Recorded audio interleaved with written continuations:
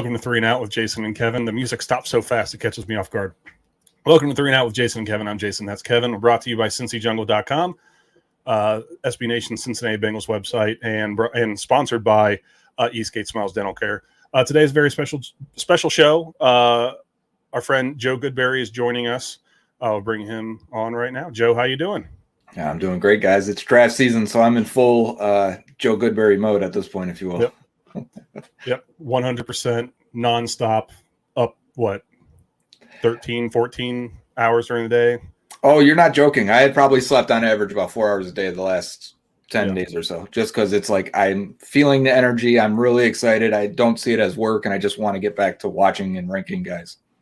Yep. Plus, it seems like these days you're on every other podcast that exists. It seems like everybody wants to get a piece of you. You holding up? You surviving the gauntlet all right? You know what? I forget, though. That's the problem is I don't keep a calendar. It's like, yeah, I got something Monday, I got something Tuesday. I usually go through my DMs, and now, like, I can't, like on Twitter especially, I can't go back to old DMs past, 3 days. So I'm really panicking that I'm missing one. No. It's good. We appreciate you joining us. First thing I kind of want to talk about is Joe. I know you're not from Cincinnati. I kind of want to just ask you how you became a Bengals fan, and then just kind of walk us through how you became one of the biggest authorities on the draft. Yeah, well, I appreciate the kind words there, but I live in Buffalo, New York, or outside of Buffalo. I was born in Tampa, Florida, so I kind of never really felt the allegiance to the Bills either. My whole family did, but I had an older brother. He rooted for the Bills. I thought the way my dad talked so bad about the Bengals that they must be a rival. Late 80s, I'm thinking they played in the playoffs. They must hate each other. I'll take the rival team. I always did that. We had the table hockey game, right? And one was the Sabres, one was the Bruins. So I took the Bruins, and that's how that went in that direction. And so I always took the rival. I thought the Bengals were. Plus, my first memory of football are the Bengals running out of Joe Robbie Stadium for the Super Bowl, and the helmets, and wow, that's peak, aesthetic for a kid, tiger stripes, right? So I just stuck with it. There was rough times, obviously. There was times I didn't get to watch any games at all being in Western New York. Sunday Ticket came around and became popular early 2000s, right as the Bengals, Marvin Lewis, Carson Palmer, Chad era took off, and I was still in my teens. That was able to hook me and keep me into it. All right, cool. And then how did you kind of get started off? So there's a handful of guys when it comes to the Bengals and how they, especially on Twitter, how they when it comes to mock drafts and how they look at the upcoming draft and prospects and stuff like that. And your Joe Goodberry is one of the top names of people to follow on Twitter if you want to know. Just how did you get to that point? Obviously, a whole lot of hard work. Yeah, I guess there is some of that in between. But I said earlier, I don't see it as work really ever. It's watching football. I love watching football, always have. And I started, actually, if you remember, Cincy Jungle had fan posts on the side. And I would write up, man, I can't remember what linebacker it was now. But I remember writing a quick profile on him in the draft. And I think he was coming out of Louisville. And I put it out there, and people were like, man, I really like this. And there was a lot of comments, and Josh Kirkendall put it on the front page. And then it just kept snowballing. Hey, what about this guy or that guy? So I would watch them and write up a review or kind of a scouting report at the time. That was the big thing, around 2008, 2009, 2010 was to go and look up scouting reports online on Draft Countdown or whatever. So I started doing them just for a Bengals focus on Cincy Jungle. And eventually that started with kind of a small paid gig, doing social media for them as well. And I branched that into, hey, keep doing it on Twitter, and it kept exploding. I was one of the first guys on there. So I don't know if I'm the best guy, but one of the first guys for sure. And that helps out a lot in any situation. Sure. And I just kept going from there, getting other places to write or do videos or host podcasts or anything, any way you consume Bengals media. I've done it at this point, and it's been now 13 going on 14 years. I do want to say, I think that Josh told me to reach out to you about your post. So I can take total credit. I think whatever you've made, financially, I think I deserve some sort of piece of it. So, little piece of it. Just a tiny bit. Or anytime you tweet, you should mention me. I should. Even if it has nothing to do with me. Well, that's why do. So. That's why I'm always very appreciative of Cincy Jungle and make sure I put the light on them as much as possible, to give people a great opportunity and a platform to find their way in this world. Good. Well, Kevin, I know you kind of want to start us off. The first question, go. I just want to pick your brain on the state of the union right now, where you see the Bengals at. I am hoping you're going to be a little more optimistic than me. I'm not negative on it. I think the Orlando Brown signing was killer. I know he has his flaws, but an upgrade is an upgrade, and that's a big one. But other than that, it feels good enough. It feels across the board good enough. And that's not being reductive. I really do mean it's good enough.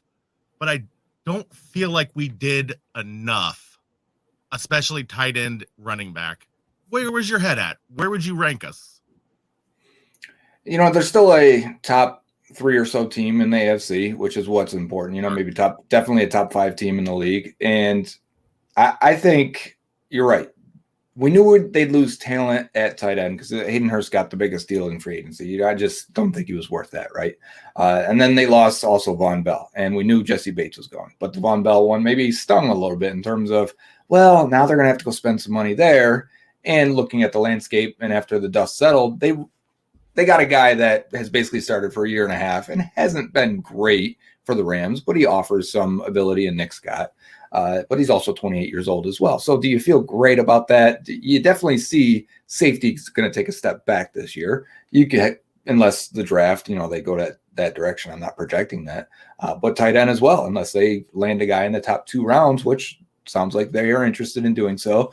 They'll probably take a step back at tight end. And that's with liking Irv Smith Jr., which I do like. But he's been often injured as well. So is he going to be able to stay durable and healthy at a position that notoriously he's been injured? So I'm with you. There are concessions we have to make anytime we realize that you get to the era of building a team where now you're going to pay your quarterback. That cap number is going to go up. There's less pizza there for everyone in terms of giving that out to the rest of the roster. So you're going to have to get worse at some positions. What positions are you probably okay getting worse at? I would say safety, maybe even tight end, maybe running back, right? In terms of paying those guys. If I can cut some fat or some cap money at those 3 positions, I think that makes sense. They spent more on the offensive line. I expect them to spend more at receiver, especially if they extend Higgins. So, yes, things are going to get tighter. Your stars are going to have to be better, and you're going to have to draft better than you ever have before. And that's why we're here right now and so excited to talk about it. Yeah. I do have a question for you. So just let's say for the AFC Championship game against the Chiefs at the end of last season that the entire offensive line is healthy. You have Jonah out there, you have Kappa and Collins out there. Are the Bengals better today than they would have been if the offensive line was healthy in that game? Okay, so I think, getting Orlando Brown helps out. But the part of the reason they're able to keep a top on the Mahomes offense and the Chiefs is so much of what happens with Jesse Bates and Von Bell. How dynamic they can be, how multiple they can be, how much they communicate and pass things off seamlessly. And while in motion during the play, they're almost changing coverages based on what's happening. They're going to take a step back there. And I think it's going to be harder to keep the lid on the Chiefs. If you're keeping them to 23 points a game, you're feeling great about that. The problem is they scored 20 points. You're going to lose that game against the Chiefs, right? Anytime you match up. So I do think the offensive line was a big part. Obviously, you would have scored more points had the O-line been healthy. No doubt in my mind. But I also think Tyler Boyd getting hurt in that game. Can I have Tyler Boyd healthy as well? Because the way they doubled the 2 outside receivers, no one else was getting open. No one else was doing a thing on the offense. And it's like, all right, the whole offense was chucking it up to Chase on a 4th down, Higgins in the red zone getting that. That was it. And it caused a couple interceptions as well. The one deep down the right sideline to Higgins. The other one on what looked like a broken miscommunication. Almost Higgins went, out to the deep quarters and Burrow laid it up there. So I think more weapons or having your weapons healthy, but having your O-line healthy, I don't think Orlando Brown offsets that. I think the team last year healthy is better than the team currently, but we still have the draft to go because, we're talking about guys last year. Take Cam Taylor-Britt off the team last year, and you got a big hole at corner, right? So it matters. The draft still matters. These guys are going to help the roster. Okay. All right. Yeah, I think Kevin and I've kind of talked about this. Are they better right now than they were? And I think that it's almost a coin flip sometimes.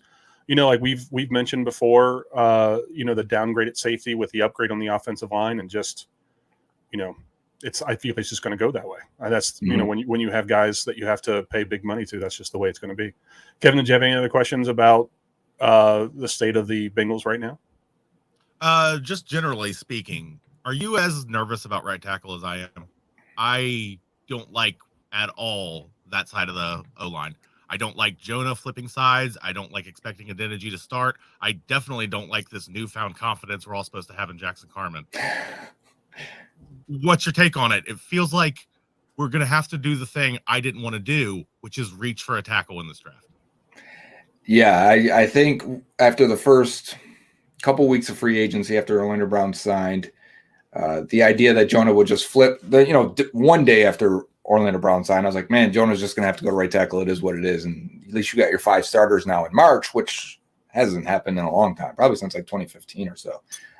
So that was a good thing. But again, what's going to happen with Al Collins? Is he injured? How long is he injured? Obviously, we know he's hurt, but is that going to go into multiple weeks of the season? It could. Are they going to cut him? They could, especially if they figure they don't find a trade partner for Jonah Williams. And if they don't, then I think he's still the guy that's going to suit up and play that position. And he played it his first 2 years at Alabama. He has some experience. That was a long time ago, but can't be much worse than he was at left tackle at a lot of times. And I don't think he was that bad at left tackle. I just think he's got some limitations that were exploited very often and can lead to sacks. And so I still think if he's your right tackle, I still think Cordell Volson is the worst starter on the offensive line. So unless Jonah completely is terrible and completely at that point would tank his career and how much he'd ever get paid. So I still think you're in a good situation on the offensive line. But the reason I don't think they force a pick there, I don't think there's one there. Every time I keep doing this, I don't think DeJuan Jones is in consideration in the first round by anyone in the league. I think he's going to be a second-round pick at best and maybe even could dip even lower. And then after that, maybe Anton Harrison from Oklahoma, and I think he's probably going in the second round, early second round. Even though I like him, I just don't see it coming to a point ever where they're going to dip 5 spots below where they're at on their board to go get the next offensive lineman. And he never played right tackle. So again, that's a project and someone you don't know you're going to slide right in there. So I don't think it's going to happen. I think if you ask me a position that they won't address this year, I would guess it would be offensive tackle in the draft. Okay. All right. Okay. We'll get into that in the next segment, but you're talking about not even a developmental guy. Maybe, but I think once you get to day 3 picks, you could spend it on a lot of things. I think we're talking first 4 rounds. Yeah, I could see a scenario where they don't take one at all. Okay. All right. I also wanted to mention that makes me nervous. That makes me nervous. It really does. It really does. I really hope Jonah clicks. I hope he clicks fast, because if he does, he's going to be an upgrade on Collins, at least how Collins played last year. Yeah. That's my personal opinion. I'm not certain how fast that transition is going to get made, and that makes me nervous. Hopefully I'm nervous about nothing. They've rolled worse ideas out there on the offensive line the last few years. That's what makes me think they like Jonah. They like his character. They like the work he puts in. I think if they have an understanding with him, like, look, we can't find you a left tackle spot out there because there's not that many, especially after the draft. How many will be left? Your best bet is to go play right tackle play your ass off and then go get a contract. Yep. Another thing too is, correct me if I'm wrong, but the way that teams are going to be releasing players this year is different because they have to get down to 52. It's 52. They have to get down to 52 instead of like a rolling thing where it's going to be, we're going to cut 11 guys and then cut 10 more. They're getting rid of everybody. Everyone has to be at 52 early. So there's going to be a lot of cap casualties after the draft, a lot of guys that are going to be available that we didn't know were going to be available. So the Bengals could scoop some of those guys up too. So I don't know. Either of you guys have anything else to say? Is any cap casualty going to be the solution to any problem that's not depth? No. Depends on who it is, but probably not. Unless you strike out in the draft. Yeah, unless you strike out in the draft, and that's the only option you have. Yeah. So, all right. We're going to take a word from our sponsor real quick, and then we'll be back to talk about the draft for a minute. Eastgate Smiles Dental Care is a warm and welcoming environment where expertise and customer service come together. As a local business, they love helping their fellow Cincinnatians manage their oral health and achieve a perfect smile. They pair the latest technology with years of experience to give you a smile worth showing off. They are dedicated to quality and convenience and can even perform dental crown procedures the same day in most cases. You like your smile, but they are here to help you love it. They personalize your care and match your needs. Call them today at 513-528-1150 to learn what they can do for your pearly whites. All right. We're back with Joe Goodberry, the Bengals Twitter draft guru. So now we're going to kind of get into the whole segment that I think that everyone's tuning in here to get into. Joe, you mentioned that you could see the Bengals not drafting an offensive tackle this year. Who are some guys that you do like or that you do think the Bengals would take in the first 3 rounds? First two rounds. Is this offensive line or anyone? Anyone. Any position that you could see it falling. Okay, so I normally when I approach the draft, so we're talking January, February, right? And then when it first starts, you are looking at need first and primary. I think everyone feels that way just because you're like, okay, who's in a right tackle they could take? Who's a tight end they could take? Yada, yada. And then I branch off into all the other positions. And when you see how good the corner class is or the defensive end class is, you start to go, well, those guys are better than that next right tackle. Those guys are better than this tight end. Those guys are better than, whatever position of need you may come up with. And that's kind of how I start to have different targets in the last couple of weeks heading into the draft. And where we're at right now, I think the corner class is incredibly strong. It's going to be very difficult for them to sit at 28 and not have a corner and probably their top 3 players available, whether that's Deonte Banks out of Maryland, Emmanuel Forbes out of Mississippi State. And I think even the next couple guys, and maybe even Joey Porter Jr. is still there from Penn State, but I think the next couple guys, and Kaylee Ringo of Georgia and also Cam Smith of South Carolina, could be on the fringe back half of what's available at 28, depending on how you have them ranked. But if you move on from corner, I think defensive tackle is a few positions, a few guys we could be looking at there. Will Kalijah Cansey from Pitt still be there? I don't expect it, but I think a lot of teams are not going to like his size, and it's going to cause him to fall a little bit further than he probably should. I think the next guy, probably Brian Brzee out of Clemson. Originally, people thought of maybe would be a top 12 or 15 pick. I think once people realize his tape is so limited the last couple of years due to circumstances outside of football and injury, it makes him a bit of a risk. I don't know if he's going to be a top player on their board at 28, but I think he'll be in the mix, at least in the back half of it. And then I think the one that we're probably not talking about enough is Tommy Adebawore out of Northwestern. Very freakishly long, athletic guy that was super productive in a terrible defense, that he stands out a lot. And he stood out a lot at the Senior Bowl as well. I think he could be a lot higher than people expect.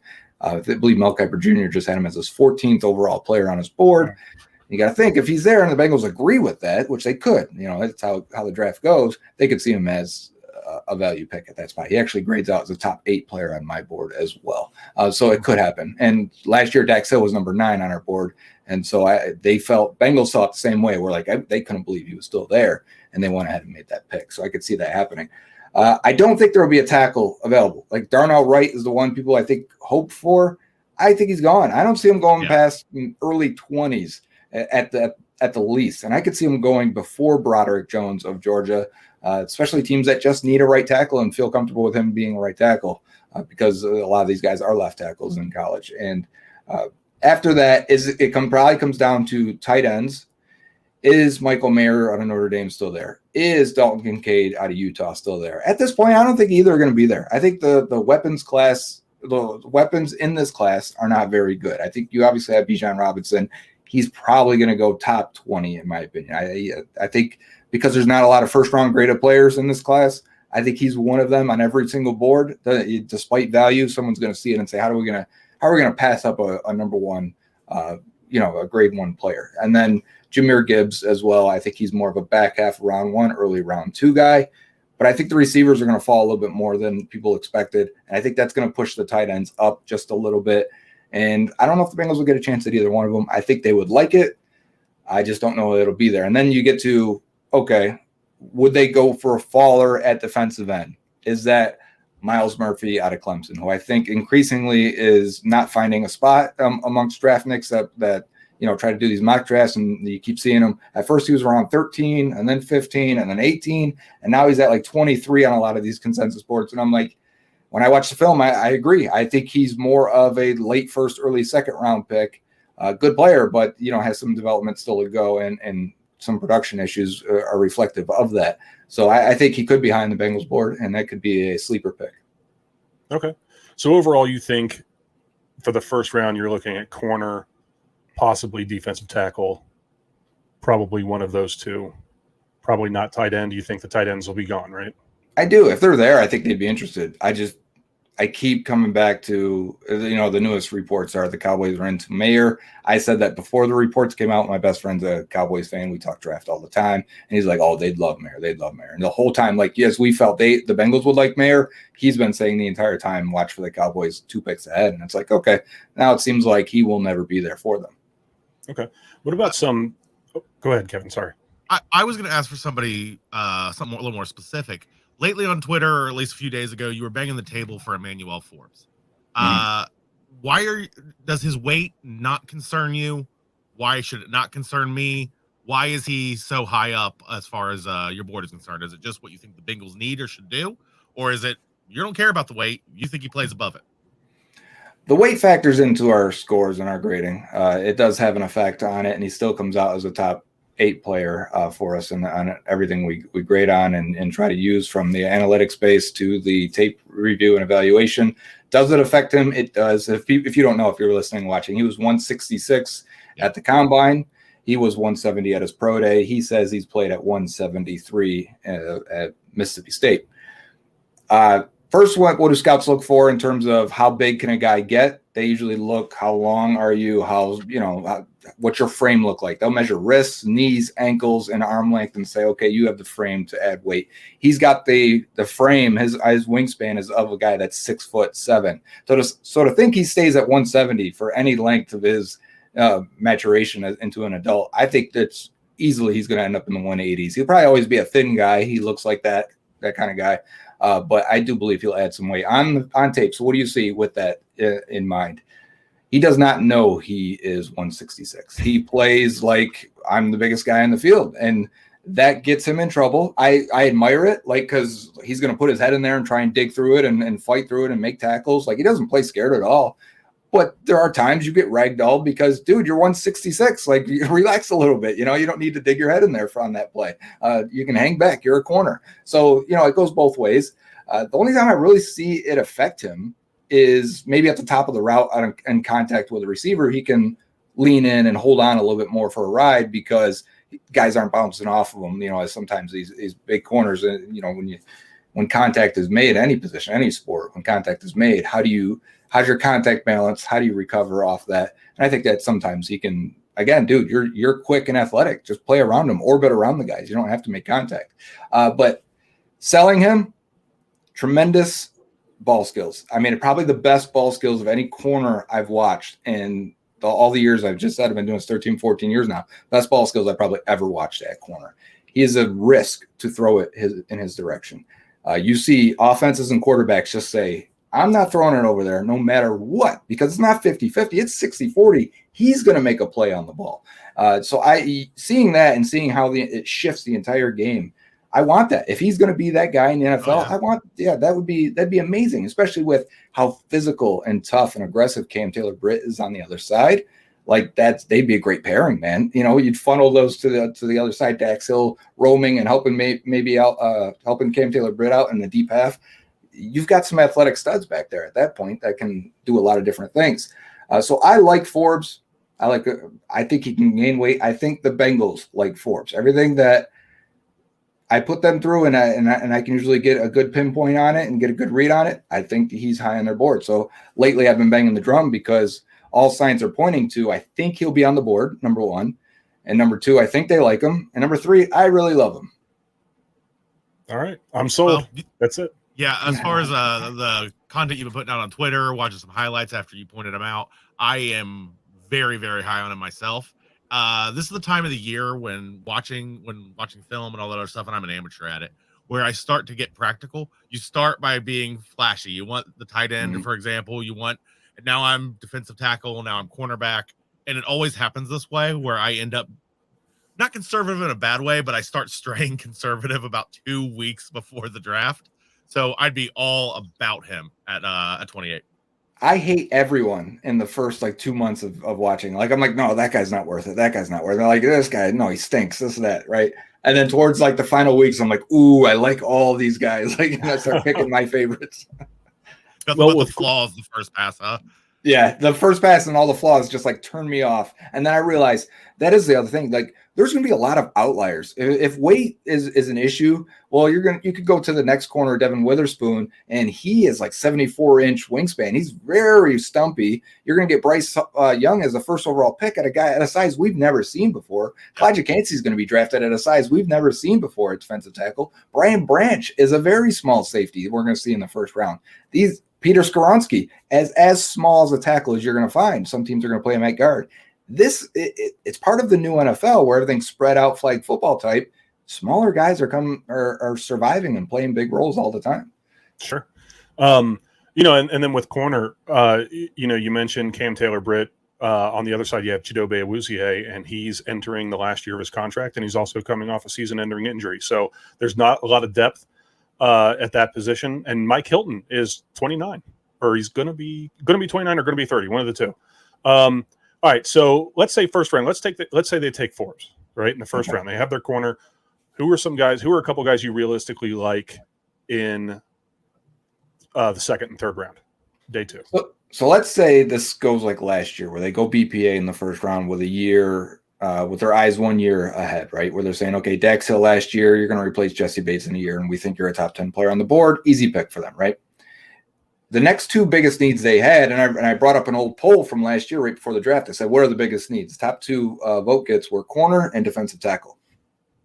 In rounds 2 and 3, the Bengals go corner, defensive tackle. Actually, they trade up in round 2 to get the last corner that I had a second round grade on, and they go up or they take Zach Carter right around where I had him also. But they go and grab those two positions right away and fill needs if they follow that same path. If it comes, it's got to fall that way, of course. But you could say the next two biggest needs potentially are tight end and running back. You got to address them at some point. Is that something they want to push for in rounds 2 and 3? I think it could be. I think you can make an argument that they need to find another pass rusher at some point, whether that's defensive tackle or defensive end. But do you have to push that? Do you have to make that a priority, or do you let that fall to you and just be open to it?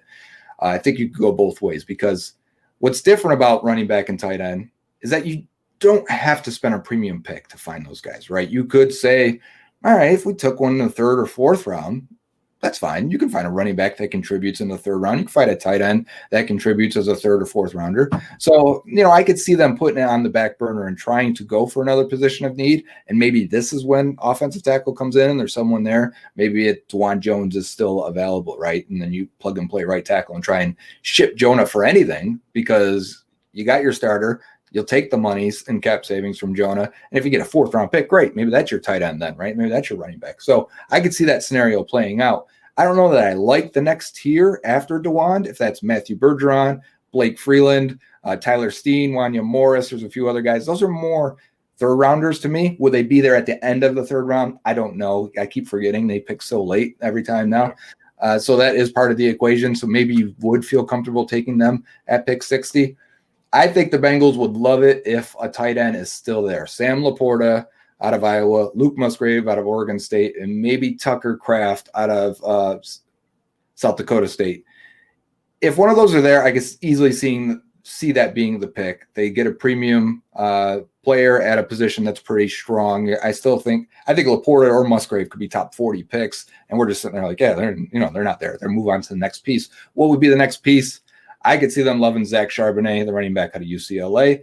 He doesn't have the game-breaking speed and elusiveness that I want them to add to this offense, but who am I? I think they are going to love Charbonnet, and I think he's a good fit for the offense because he runs a lot of gap, man scheme from shotgun, which is what the Bengals transitioned to, which is when they went on a 10-game win streak, is they threw away all the wide zone stuff and said, this is what we're going to become.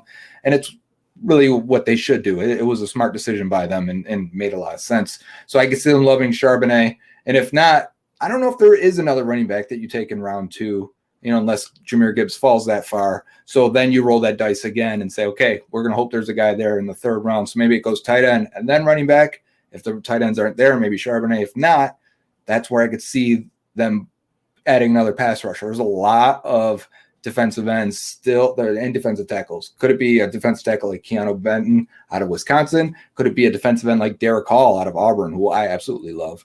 And you add them to the rotation and say, fine, we just got better at corner and at pass rush. We worried about playing Josh Allen and Pat Mahomes late in the year. That's how you do it. That's how you defend against it. Plus, they need to retool that side of the ball eventually. And I think most people would say it's a better defensive class than it is offensive class.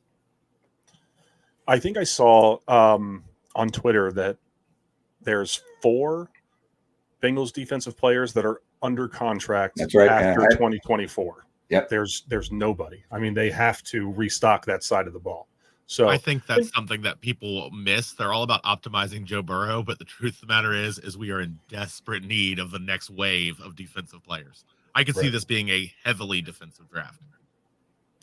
I just want you to humor me here, just because I went to UC. But how do you see Ivan Pace Jr. and Josh Wiley at like an outside linebacker and a tight end? Yeah. Pace is one of the funnest guys I watched all year. He's small. All right. If he had normal size for a linebacker, he'd probably a second round pick in my opinion. But he is small, but he doesn't know it. He's another one of those guys. He's kind of like Vontaze Burfict in his mind, right? He's just going to disregard for his body. He'll slam into guys. He'll ram into guys 100 miles an hour. I don't think he's much of a coverage guy in today's NFL. I don't know how much range he actually has, but he's a battering ram in the middle. And I think actually he could do some pass rushing stuff and maybe be a sub-package player. But again, he's so small that it's hard to make him a sub-package rusher. Like similar to Akeem Davis-Gaither was at Appalachian State, but ADG didn't have this type of like battering ram mentality that Ivan Pace does. And then Josh Wiley was tough to get a read on for me. I remember seeing highlights from the pro day, and he's like doing all these twisting, diving, like catches, and his really good body control. And I was like, whoa, I haven't watched this guy yet, right? So I go and watch the tape, and he was very one speed, very measured route runner, those are good things. But I kept waiting for that extra gear to hit to see if he would be a special type player. I saw maybe like a Dalton Schultz type at best, which is fine. You know what I mean? Schultz got a decent deal. He got a 1-year deal. He should have been paid more. I would have loved the Bengals to match that Dalton Schultz deal down in Houston, but he's a good player. But I don't know if would ever become a great player. I don't know if he has the capacity to become a great player. I think if he ended up being a starter, he'd be a solid starter. I think his hands are fine. I think he's a decent blocker. I don't love Wiley. I think 5th round sounds best. For Ivan Pace, though, I wouldn't be surprised if he's there even later. I think. Oh wow. Yeah, I just because of the fit and size, I don't know what teams are going to, envision for him, and I think it's a pretty good linebacker class actually. So I could see 5th, 6th round for Pace. Okay, Kevin. Final question: do you like Spears as a late round running back pick as much as I do? I don't know if he's a late rounder. He comes out for me like he should be like a 3rd or 4th round guy. I know he's moving up the boards. It's frustrating. It is frustrating. After the Senior Bowl, he put on a show as a receiver, really running routes like a receiver. I thought he would end up being a 2nd rounder or so. He didn't catch that much steam in his draft stock. He's got a couple ACL injuries in his past. I think that will hurt him. He's not a bigger guy, so that'll hurt him.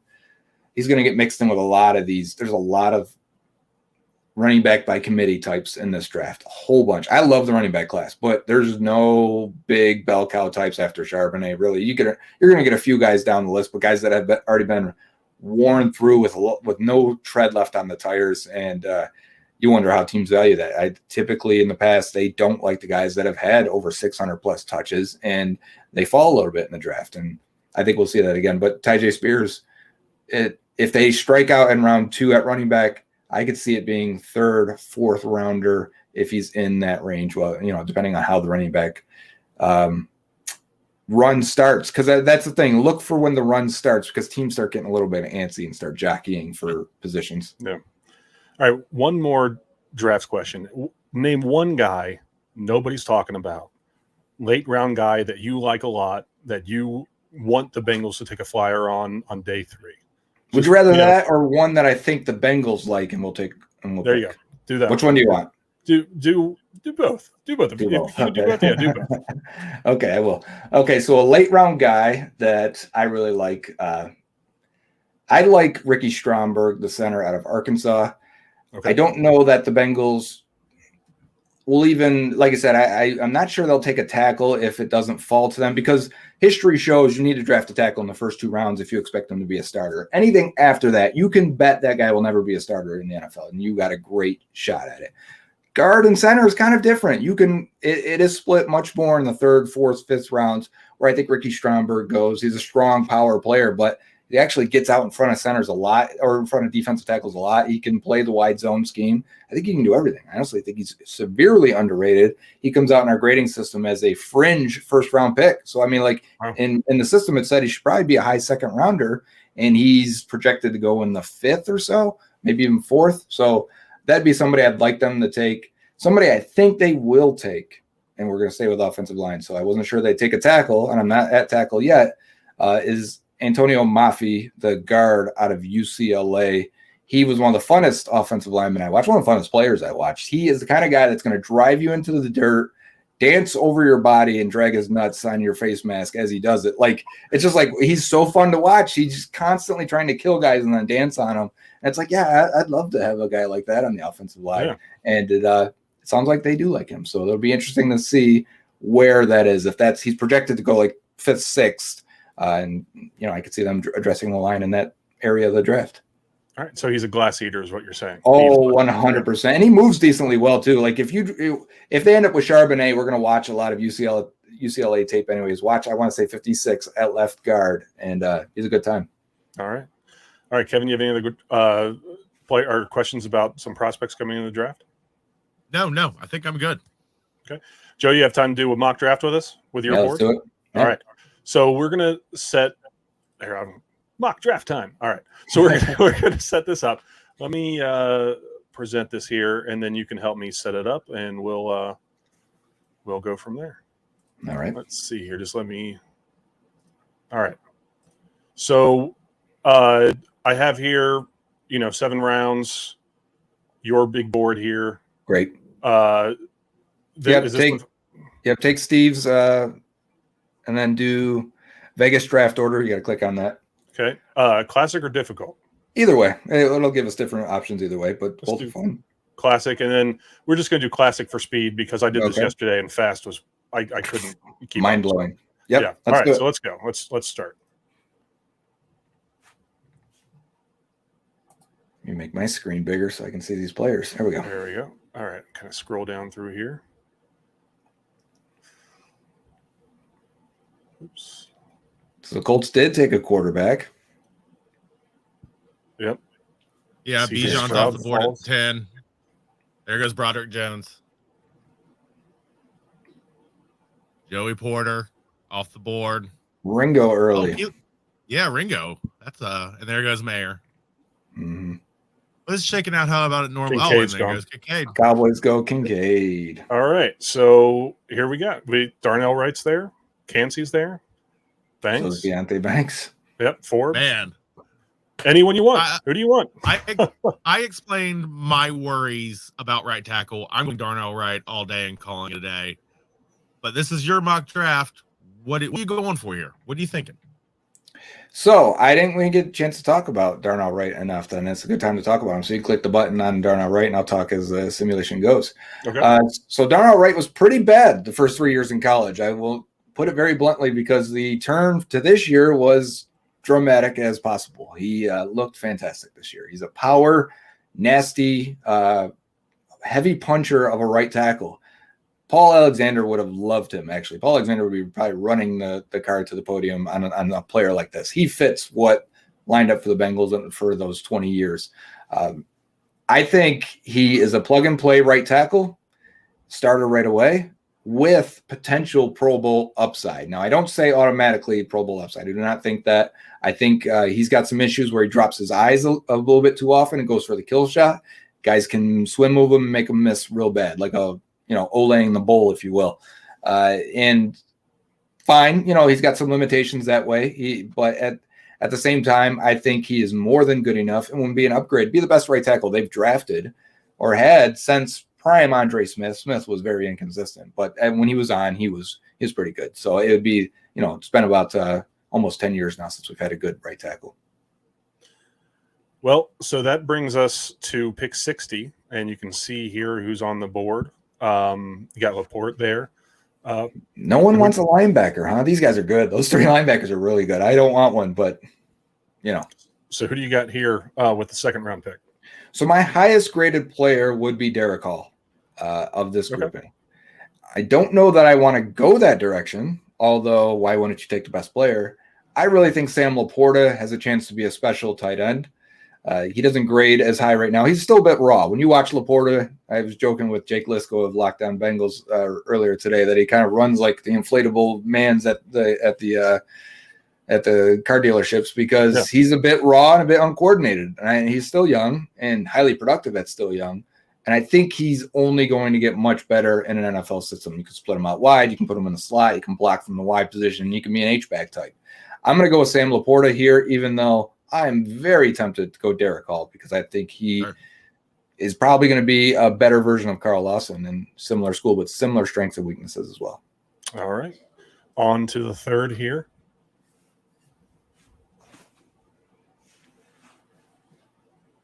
So it shows who we drafted up here, Wright and Laporta. Mm-hmm. So what do you guys think so far? We're doing good? Oh, yeah, I love it. I love it. Offensive tackle and tight end. The offense is complete with the exception of possibly running back. Don't keep the linebackers there, though, because we're going to have to go BPA. Yeah. Zach Charbonnet's still there. We're going to have to do it if he's still there.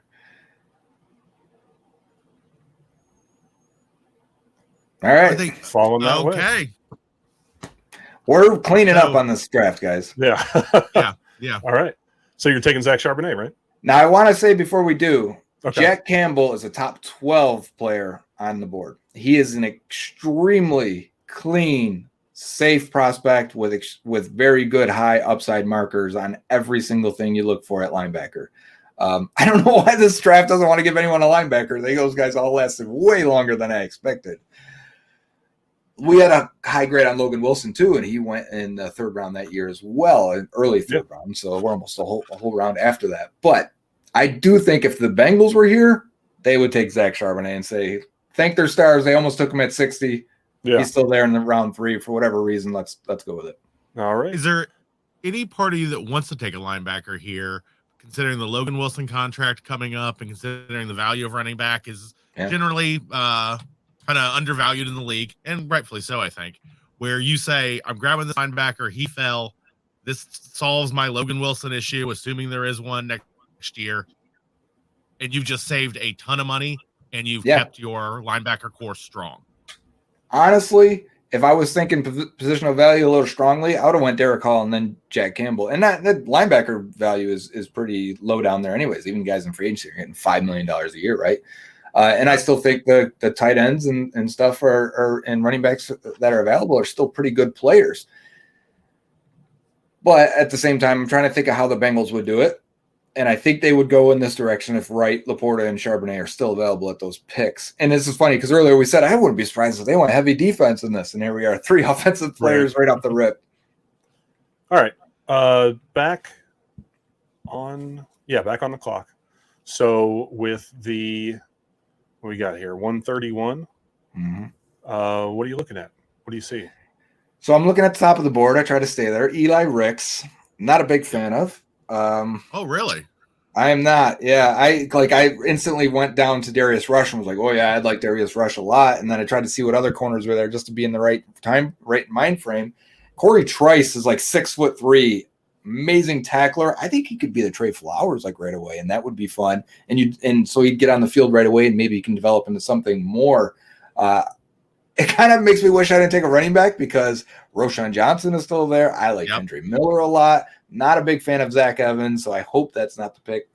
When it comes to them in this situation, I think the guy we probably have not talked about enough is Parker Washington as a slot replacement for Tyler Boyd. They met with him at the combine. The Bengals love young breakout wide receivers, and I think he's in the 91st percentile, meaning he performed very well in that offense while he was a young man, being either a freshman or sophomore. The Bengals typically draft guys that do that. So having said all of that, I think Darius Rush is the best player here, and we haven't addressed corner yet. I think it's a good time to do so and see where it goes from here. And Darius Rush, like a lot of these South Carolina because the other one is the Cam Smith. You can take Darius Rush and let it roll. Okay. Rush has good ball skills, and they all are aggressive against the run and playing a lot of different schemes. They didn't get a lot of safety help. They played a lot of press man. They played a lot of off man. They played a lot of zone. It was a very heavy mix. So I think he could end up being a starter for them in a year or two. All right. Well, so in the 4th round, they take a defensive player to kind of fill out some, possibly the future of the cornerback position, but definitely for depth, at least for this year. They're driving pace. He's getting close to the top of the board. There you go. And there you go. Josh Wiley just went the pick before. All right. So is it going to be Ivan Pace there in the 5th, or what are you thinking? It could very much be. I really like Brenton Strange as well. We already addressed tight end with a shorter guy, a smaller guy. Brenton Strange is in that mold. I don't like the mix of the two together. So if it's not that, I like Raheem Jarrett from Maryland. I think he would be behind the Bengals board as well. Ricky Stromberg is there at center, and he's the guy that I talked about that I think he could potentially be a starter, and he's still here in the 5th round. Can we go real fast, because I wanted to help the edge D-line situation out. Can you click on the D-line button up there at the top and just see right here? If it can help me plan out. See, Dante Stills is a good player, can have some pass rush upside. Other than that, mostly undraftable guys on my board. So go back to the all then. We won't worry about it. If we miss out, we miss out. I'm going to go with Ricky Stromberg here. Keep the trenches strong. Add another young offensive lineman. He can back up at center and guard, because let's not forget, Bengals every year the last couple of years, if they didn't have a backup guard that couldn't play at all, they'd probably be in the Super Bowl or have a couple rings on their fingers. And it wasn't just tackle every year for them. It was also the interior offensive line. So, in a scenario where in a year or two that Ted Karras is gone and they don't keep him, Ricky Stromberg steps in as your starting center, hopefully. Yeah, last year was kind of the opposite of the problems that they've had. The interior of the offensive line was much improved, but the outside, the tackle position kind of struggled a little bit. Yeah.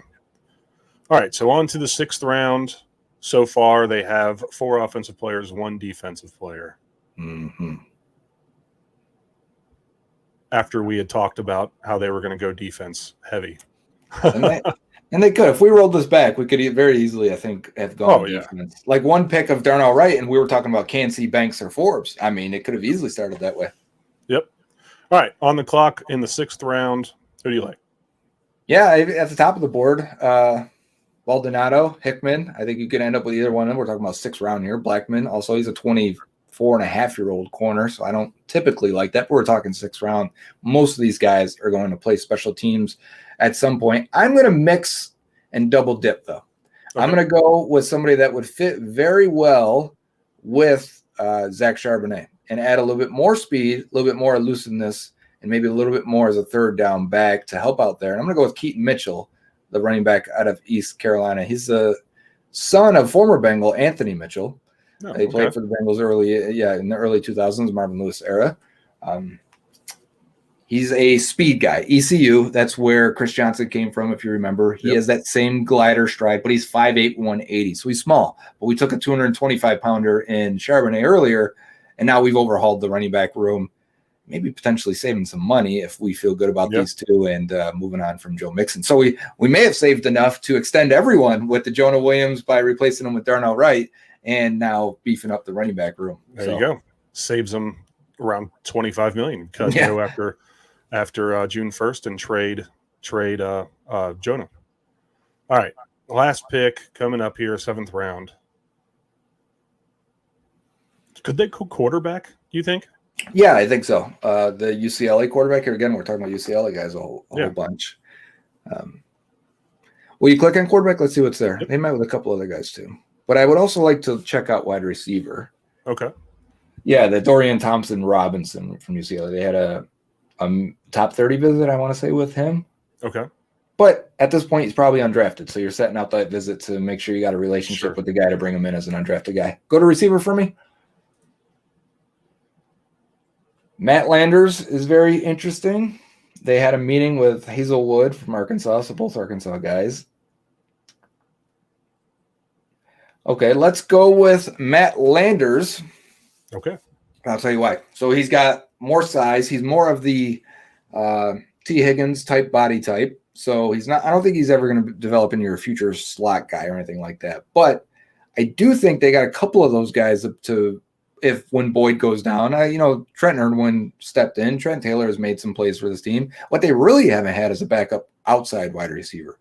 With Matt Landers, you get a guy that can be a deep threat, guy with good body control, good catch radius, someone that I think if you had to step in for T. Higgins for a few plays, you probably wouldn't notice the difference if you were looking at him from the blimp angle, because they'd look very similar being a big guy like that.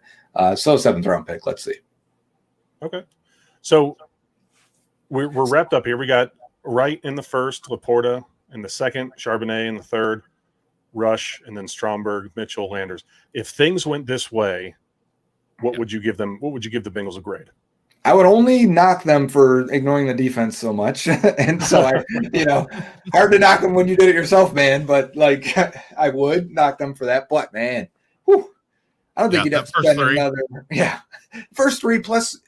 When would you actually have to spend another pick on the offensive side of the ball? I don't know. Yeah. Right. Maybe a slot guy next year, or would you even worry about it if you got tight end? That's probably going to be the number 3 option. If Laporta develops to what you think, it would be Higgins, Chase, and Laporta as your options. And then you got 2 backs that could catch as well. So, you wouldn't spend a pick for a long time on the offense, and you could probably next year just go heavy defense.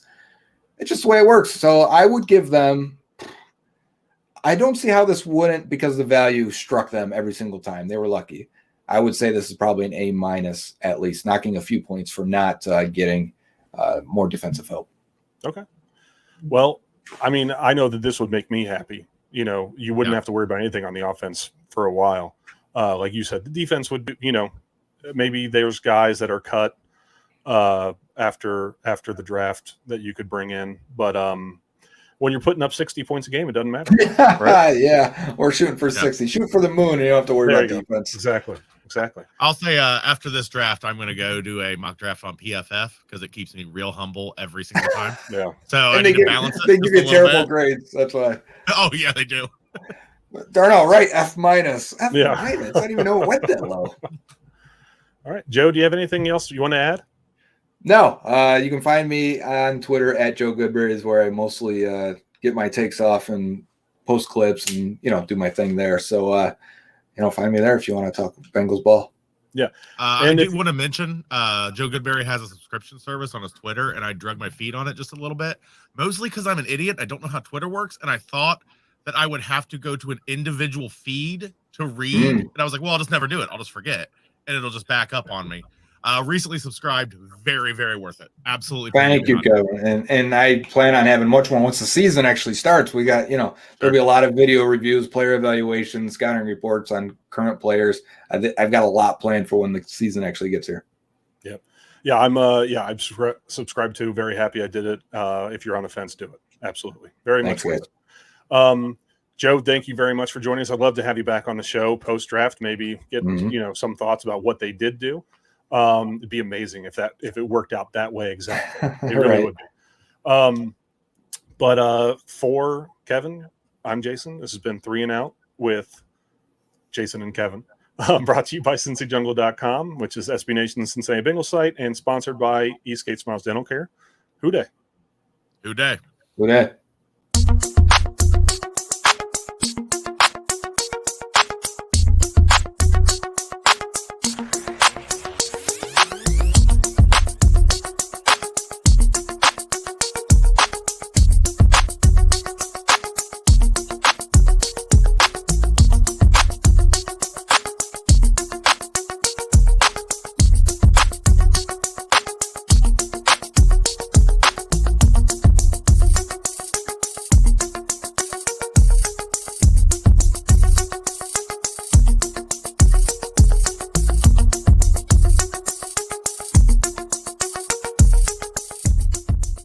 That's great!